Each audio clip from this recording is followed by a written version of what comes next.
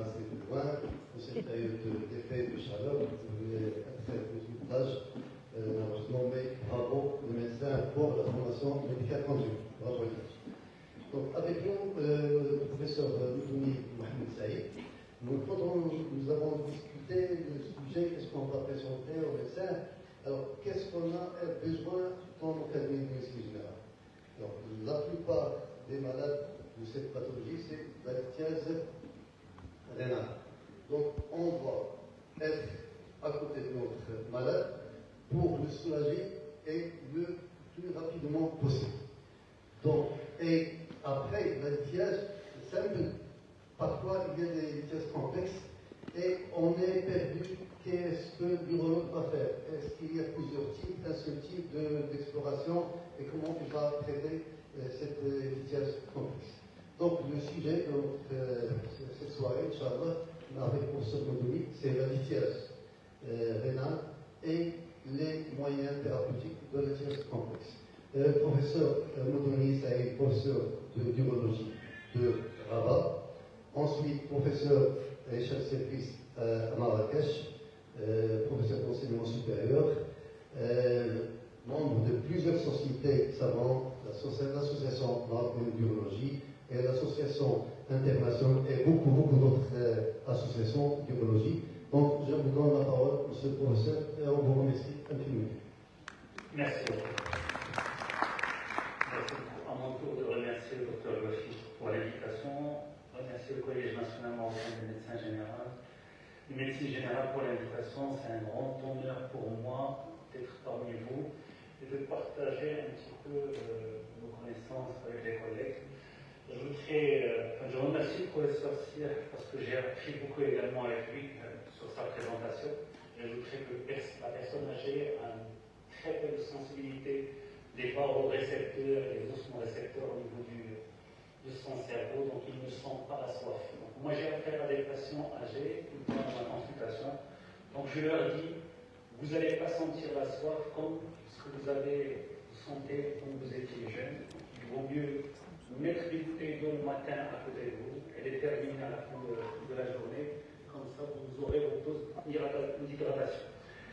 Donc voilà, je repasse à mon sujet. Je vais faire juste un petit rappel pour dire que la lithiase, ce n'est pas le calcul. La lithiase, c'est la maladie, la conséquence, c'est le calcul. Donc la lithiase, c'est une maladie multifactorielle.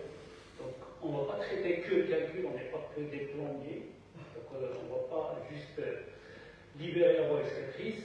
Il faut également traiter la maladie, et c'est ça ce que oublie un petit peu la plupart des urologues, jusqu'à ce qu'il y ait une détérioration de la fonction rénale qu'on va voir. Donc, elle aboutit à la constitution d'air de plusieurs calculs, et cette formation, c'est ce qu'on appelle la lithogénèse. Donc, cette lithogénèse, elle passe par plusieurs petites étapes. Tout le monde fait des petits calculs, comme des grains de sable, et ils sont éliminés progressivement. Donc, toute la journée, vous allez éliminer des petits calculs que vous n'allez pas sentir. Mais il se peut.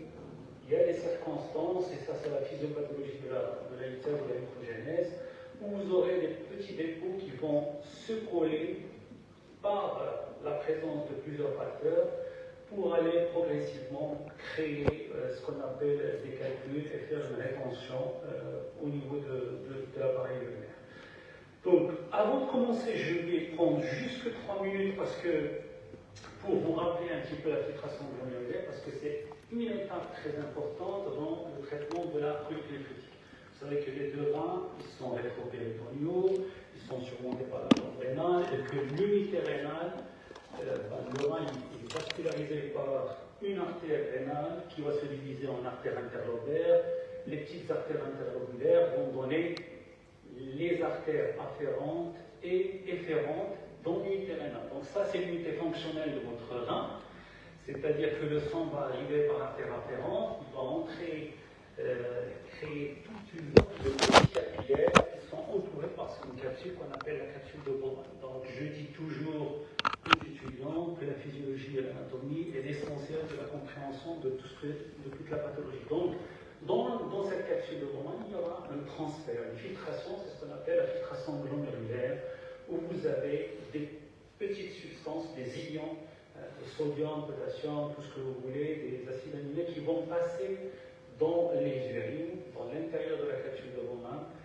Il y aura certains éléments qui ne peuvent pas traverser cette capsule, comme les globules rouges, comme les protides, parce qu'ils ont une grosse masse moléculaire.